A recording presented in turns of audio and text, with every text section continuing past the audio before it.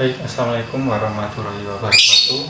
Hari ini kita akan belajar mengenai teks anekdot. Nah, teks anekdot itu apa sih? Mungkin kalian sudah pernah mendengar atau mungkin kalian sudah pernah mempelajari dulu waktu SMP. Nah, teks anekdot ini merupakan sebuah cerita lucu yang cerita singkat ya. Di dalamnya itu ceritanya biasanya lucu, akan tetapi mengandung sebuah sindiran. Nah, apa yang disindir ya?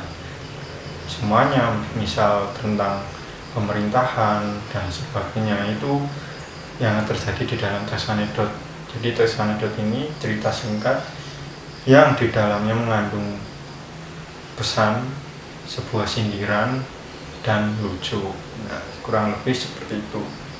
Nah, dalam teks anekdot terdapat 5 struktur di dalamnya. Yang pertama ada abstraksi, yang kedua ada orientasi, yang ketiga krisis, keempat reaksi, dan yang kelima adalah koda. Nah, lalu apa itu abstraksi? Nah, abstraksi adalah bagian awal dari sebuah teks, dalam hal ini teks anekdot. Nah, bagian awalnya apa? Berfungsi untuk apa? Yaitu memberi gambaran tentang teks anekdot atau cerita itu, apa yang akan diangkat, apa yang akan disindir dan sebagainya. Dalam hal ini teks anekdot ya. Kemudian ada orientasi. Nah, orientasi ini bagian yang menunjukkan awal kejadian. Nah, ini yang akan menyebabkan kita mengetahui, oh ternyata cerita dalam kasus ini, teks anekdot ini menceritakan tentang hal ini. Nah, ini awal terjadinya suatu masalah, latar belakang terjadinya suatu peristiwa. Nah, yang ketiga adalah krisis. Krisis itu adalah puncak masalah, jadi bagian konflik dari masalah ini. Jadi apa yang akan dibicarakan, apa yang akan diceritakan. Nah, yang selanjutnya yang nomor 4 adalah reaksi. Reaksi ini bentuk dari krisis tadi. Jadi penyelesaian masalah dari puncak masalah tadi di bagian krisis. Nah, yang kelima adalah koda atau yang terakhir ya, itu bagian yang berisi perubahan yang terjadi pada partisipan dan pelajaran yang bisa dipetik. Nah, mungkin juga terdapat seperti pesan moral atau kita akan menangkap pesan tersirat, pesan tersirat dari teks anekdot ini. Jadi seorang yang membuat teks anekdot tentu akan memberikan pesan tersirat dari teks tersebut. Jadi nanti kita tahu, oh ternyata ini yang disindir dan sebagainya. Nah, setelah itu kalau ada struktur tentu ada unsur-unsur intrinsik. Unsur-unsur intrinsik ini unsur yang ada di dalamnya, beda dengan intrinsik. Intrinsik itu yang ada di luar. Nah, kita yang membahas unsur-unsur intrinsik dari teks anekdot. Jadi unsur intrinsik dari teks anekdot ini dibagi dari beberapa hal. Yang pertama adalah latar atau setting, yaitu tempat lokasi terjadinya peristiwa. Kemudian ada tokoh, siapa tokoh yang ada di dalamnya, siapa tokoh utamanya dan sebagainya. Kemudian alur ini rangkaian kejadian atau peristiwa yang kita akan mengetahui jalan ceritanya. Kemudian sudut pandang ini posisi pengarang, posisi penulis dari teks anekdot tersebut. Apakah dia menjadi orang pertama atau akan dia menjadi orang ketiga. Nah, apa yang membedakan orang pertama dan orang ketiga, yaitu orang pertama itu dia akan terlibat, sedangkan orang ketiga dia biasanya tidak terlibat. Seperti itu. Nah, yang selanjutnya adalah tema dari teks anekdot ini tentang apa? Misal tentang politik. Nah, yang disindir siapa? Misal anggota dewan dan sebagainya. Kemudian amanat, seperti yang saya bilang tadi, pesan tersirat dari teks anekdot tersebut. Jadi dalam teks anekdot itu pasti ada pesan yang bisa kita ambil, pelajaran yang bisa kita ambil. Nah, yang selanjutnya adalah ciri-ciri teks anekdot. Dalam ciri-ciri teks anekdot ini terdapat 4 hal.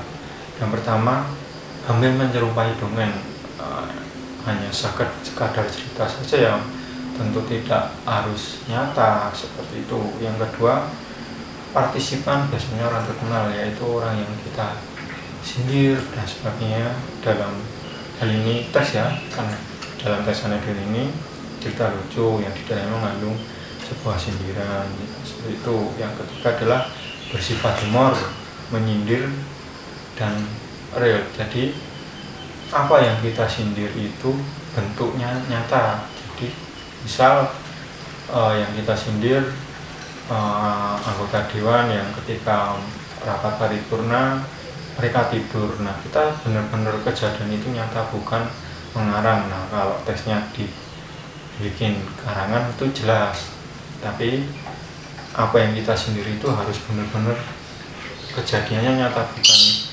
hanya hayalan semata seperti itu. Yang kedua, yang terakhir memiliki tujuan tertentu. Nah, dalam hal selanjutnya adalah kaidah kebahasaan. Ya, seperti tadi adanya struktur tadi. Yang pertama diawali dengan abstraksi, diakhiri dengan koda. Ini dalam kaidah kebahasaan ya, menggunakan konjungsi. Konjungsi itu kata hubung, misalkan, tetapi, namun, dan sebagainya. Kemudian menggunakan pernyataan retorik, menggunakan kata terangan lampau, kata kerja, kalimat perintah, urut berdasarkan kejadian waktu dan sebagainya. Itu dalam keadaan kaidah kebahasaan. Kata kerja itu ya berarti misal menyanyi itu kan kata kerja ya, itu bentuk kata kerja. Kalimat perintah itu ya ambilkan barang itu bentuk kalimat perintah. Nah, selanjutnya adalah makna tersirat. Nah, makna tersirat itu apa? Ada dua hal, ada makna tersirat, ada makna tersurat. Tersirat itu tandanya tidak tertulis, dan tersurat itu tandanya tertulis. Jadi misal dalam teks anekdot ini kita suruh mencari makna tersiratnya, berarti kita tidak akan pernah menemukan secara langsung makna dari teks ini. Kita harus mengidentifikasi teks ini. Jadi kita ketika sudah mengidentifikasi, kita sudah tahu alur ceritanya, siapa yang disindir, hal apa yang diangkat, temanya apa, kita akan tahu makna dari teks ini apa. Karena dalam teks anekdot pesan tadi tidak tertulis atau tidak tersurat. Jika tersurat, maka akan terkandung di dalamnya, misal menunjukkan kita harus menjaga kebersihan. Nah, nanti dalam teks tersebut ditulis secara gamblang tentang makna yang ingin disampaikan seorang pengarang. Jadi makna tersirat ini makna yang tersembunyi di dalam teks. Jadi kita harus baca teksnya dulu, kita harus mengidentifikasi dan sebagainya untuk kita paham, untuk kita mengerti pesan apa yang disampaikan oleh pengarang. Mungkin seperti itu. Nah, yang terakhir untuk materi teks anekdot adalah tentang pengetahuan kebahasaan, yaitu tentang jenis kata. Jenis kata itu banyak sekali ya, ada kata bilangan, kata tugas, dan sebagainya. Kita bahas tentang kata bilangan atau numeralia. Misal butir, kata butir itu untuk menunjukkan banyaknya telur. Misal saya membeli 5 butir telur, jadi bukan 5 buah. Kemudian kelereng, saya membeli 10 butir kelereng, itu bukan membeli 10 biji kelereng, seperti itu. Kemudian untuk kata buah ya, ini yang cukup banyak contohnya. Misal membeli buah-buahan, saya membeli 5 buah, saya membawa 5 buah gelas, itu lebih ke kata benda. Kemudian unit itu contoh unit untuk sebuah barang rakitan. Misal saya membeli 5 unit rumah, 5 unit mobil, 5 unit motor, dan sebagainya. Itu bentuk numeralia, yaitu kata bilangan untuk menunjukkan satuan sebuah barang yang ingin mungkin kita beli, atau untuk menunjukkan sebuah satuan barang, misal 5 buah sepatu, 5 buah kasur, dan sebagainya. Selanjutnya adalah kata tugas. Kata tugas ini memiliki ciri-ciri. Yang pertama, hanya mempunyai arti gramatikal, tidak memiliki leksial. Yang kedua, pada umumnya tidak mengalami proses afiksasi. Yang ketiga, sifat keanggotaannya tertutup, dalam arti tidak bertambah karena pengaruh asing. Yang terakhir, tidak menduduki jabatan dalam kalimat secara sendiri. Mungkin kalau kita membaca ciri-cirinya kita akan bingung. Kita ambil contoh langsung saja. Misal kata tugas preposisi. Preposisi bertugas membentuk frasa dan posisinya selalu di awal. Frasa itu sama dengan kata ya. Misal diberi frasa itu diberi imbuhan, misal di, ke, dari, pada. Jadi silakan lari ke sana. Nah, itu udah kata tugasnya jelas seperti itu. Kemudian menggunakan konjungsi. Kata tugas menggunakan konjungsi. Nah, konjungsi ini dibagi menjadi 3. Yang pertama, konjungsi koordinatif, konjungsi subordinatif, dan konjungsi korelatif. Konjungsi koordinatif yaitu konjungsi setara, kedudukannya setara. Jadi misal saya ambil contoh langsung saja biar tidak bingung.